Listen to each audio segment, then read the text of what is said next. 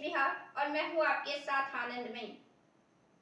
बिहार में अब तक विपक्ष के द्वारा यह हमले किए जा रहे थे कि बिहार की प्रशासनिक व्यवस्था सही नहीं है, बिहार की प्रशासनिक व्यवस्था काफी बुरी है। लेकिन अब जिस तरीके से खबरें आ रही हैं, वह जन आक्रोश को बढ़ावा देने वाला है, वह जनता के गुस्से को बढ़ावा देने वाला है, क्योंकि अब की बार हमले, प्रहार और शिकार आम जनता नहीं बल्कि पुलिस हो रहे हैं। और सवाल यह उठ रहा है कि अगर जनता की हिफाजत करने वाले खुद सुरक्षित नहीं है तो जनता का क्या हाल होगा। जो जनता की हिफाजत करने वाले हैं उनमें सुरक्षा नहीं है, उनकी सुरक्षा नहीं है, फिर आम जनता की क्या हालात होगी। क्या अपराधियों के मन से कानून का भय समाप्त हो गया है? क्या अपराधियों के मन से पुलिस का भय निकल गया है? ये सारे सवाल बिहार में अब उठने लगे हैं। 2 दिन से होली रही और इस 2 दिन में जो घटनाएं सामने आई हैं, वह बिहार में आक्रोश पैदा करने वाला है, सरकार की प्रशासनिक व्यवस्था पर सवाल खड़े करने वाला है और विपक्ष को एक बड़ा मुद्दा देने वाला है। बिहार की प्रशासनिक व्यवस्था में अब पुलिस कर्मियों पर प्रहार हो रहे हैं। अररिया में एएसआई राजीव रंजन की घटना में जान जाने के बाद अब मुंगेर से एक घटना निकलकर सामने आई, जहां एएसआई संतोष कुमार की जान चली गई। वजह यह थी कि उन्हें फोन किया गया था, उन्हें यह सूचना दी गई थी कि शराब पीकर हंगामे किए जा रहे हैं। शराब पीकर हंगामे को शांत कराने के लिए एएसआई संतोष कुमार अपने टीम के साथ पहुंचते हैं, लेकिन उनके परिवार में ही जो शराब पीकर हंगामे कर रहे थे उन पर वार करते हैं। उन्हें बाद में मुंगेर अस्पताल में भर्ती कराया जाता है और फिर हालात नाजुक होने की वजह से पटना रेफर किया जाता है और फिर खबर आती है कि पटना में उन्होंने दम तोड़ दिया।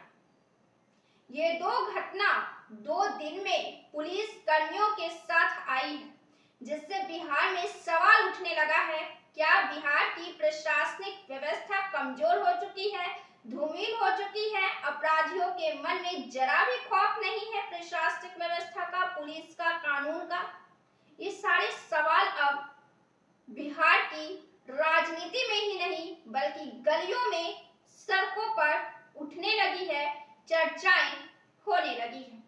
और केवल मामला यहीं पर शांत नहीं होता है, बात इससे भी आगे बढ़ती है और फिर खबर आती है कि मुंगेर में ही पुलिस कर्मी की गाड़ी पलट जाती है और पुलिस कर्मी की यह गाड़ी पलटने की घटना भी उसी घटने से जुड़ी हुई है जिसमें एएसआई संतोष कुमार की जान जाती है। अब इन सब मामले पर बीजेपी सक्रिय रूप से जागरूक है और बीजेपी ने कड़ा आदेश दे दिया है कि एनकाउंटर कर दो। सरकार कुछ नहीं करेगी, ऐसी स्थिति में आप एनकाउंटर कर दो। बिहार के उप मुख्यमंत्री विजय सिन्हा ने ये बातें कही। बिहार के मुंगेर में एएसआई संतोष कुमार सी के जान जाने के जो आरोपी गुड्डू यादव को पुलिस ने पकड़ लिया, लेकिन जब उसे गिरफ्तार कर लाया जा रहा था तो उसी दौरान उसने पुलिस कर्मियों से हथियार छीनने की कोशिश की, जिसके बाद सेल्फ डिफेंस में हुई फायरिंग में एक गोली गुड्डू के पैर में लगी। इस दौरान पुलिस की गाड़ी पेड़ से टकराकर क्षतिग्रस्त हो गई। इस घटना पर डिप्टी सीएम विजय सिन्हा ने कहा कि अपराधी जिस भाषा में समझेंगे उसी भाषा में समझाएंगे। अगर एनकाउंटर की जरूरत हो तो करो, सरकार की तरफ से पूरी छूट है। पटना स्थित अपने आवास पर परिजनों और मित्रों के साथ होली मनाने के दौरान एएनआई से बातचीत के दौरान मुंगेर की घटना को दुखद बताते हुए कहा कि इस मामले में सरकार कार्रवाई करेगी। अपराध को खत्म करने के लिए सरकार कार्रवाई कर रही है। सुशासन के लिए हमें सत्ता में है और एक्शन देंगे, प्रशासन पर कोई हमला नहीं कर सकता। ऐसे लोगों को चिन्हित करेंगे और प्रशासन समझाएगा। अपराधी जो भाषा में समझता है उसी भाषा में समझाएंगे। अगर एनकाउंटर की जरूरत हो तो करो, सरकार की तरफ से खुली छूट है। जिस भाषा में अपराधी समझता है उस भाषा में समझाएं। आपको बता दें कि संतोष कुमार सिंह के मामले में 4 लोगों की गिरफ्तारी हो चुकी है। 5वें आरोपी की गिरफ्तारी के लिए मुफस्सिल थाना अध्यक्ष चंदन कुमार के नेतृत्व में थाना की टीम जा रही है। बाखरपुर के पास बकरी के झुंड को बचाने के दौरान गाड़ी अनियंत्रित होकर पलट गई। मौके का फायदा उठाकर साथ में जा रहे आरोपी बुद्धू यादव सिपाही की राइफल छीनकर भागने का प्रयास किया। पुलिस ने आत्मरक्षा में फायरिंग की, जिसमें गोली लगने से बुद्धू यादव घायल हो गया, जिसका इलाज और घायल सभी पुलिस कर्मियों का इलाज सदर अस्पताल में जारी है। घायल हुए पुलिस कर्मियों में मुफस्सिल थाना अध्यक्ष चंदन कुमार के अतिरिक्त सब इंस्पेक्टर श्री राम प्रसाद, सिपाही मोहम्मद सैफ अली, चौकीदार रघुनाथ का इलाज जारी।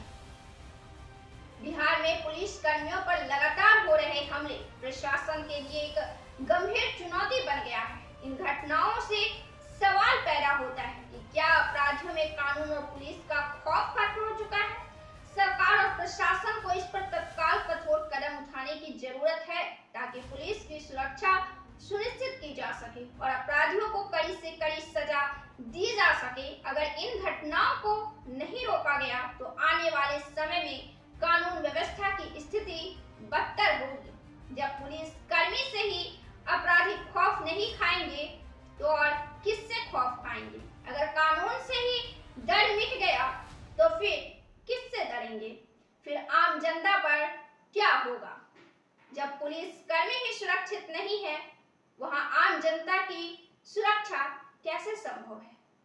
ये सारे सवाल बिहार में उठने लगे हैं।